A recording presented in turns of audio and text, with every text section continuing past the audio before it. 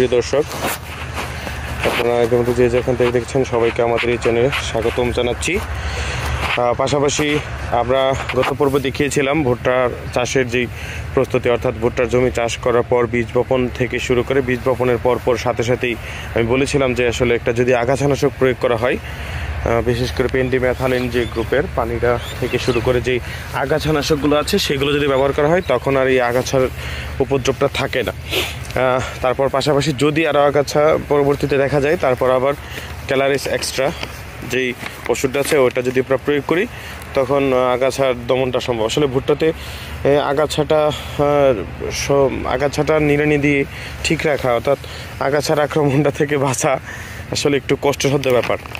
যাই হোক, তারপর হচ্ছে কি জাত, এই যে জাতটা হচ্ছে পদ্মা গঙ্গা, এটা হচ্ছে একটা ইন্ডিয়ান হায়দ্রাবাদের, আর ইম্পোর্ট করেছেন আতিফ এন্টারপ্রাইজ, দিলকুশা মতিঝিল, ঢাকা। এটা হচ্ছে এই যে নট ফর সেল, অর্থাৎ কৃষি অফিসে থেকে প্রণোদনা বা সহায়তায় প্রাপ্ত।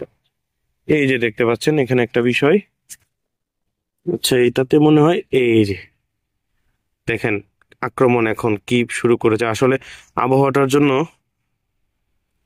জন্য কিছু করা যাচ্ছে না। এই যে জমিতে আসলে এখনো পানির পরিমাণ কিন্তু শুকাচ্ছে না, পানিটা শুকাতে পারতেছে না, কারণ হচ্ছে রৌদ্র উঠতেছে না। আজকে 3 দিন যাবৎ কোনো রৌদ্রের কোনো দেখা নাই, সূর্যের কোনো দেখা নাই, যার দরুন আসলে জমির যে আগাছাটা এটা নিড়ানি করবে এবং মাটিগুলো দুই পাশে তুলে দিবে, এই ব্যবস্থাটা করা যাচ্ছে না, একমাত্র হচ্ছে রৌদ্রের কারণে।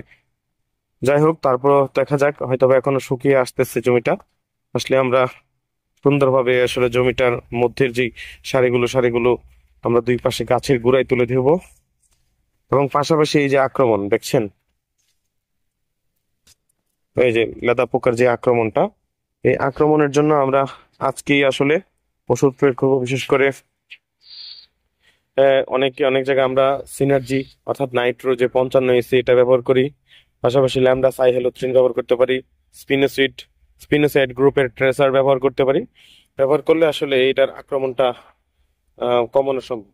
আসলে ভুট্টাতে পোকার আক্রমণটা আটকানোটাই আসলে অনেক কষ্টসাধ্য একটা ব্যাপার, এটা আসলে অনেক কষ্টসাধ্য একটা ব্যাপার।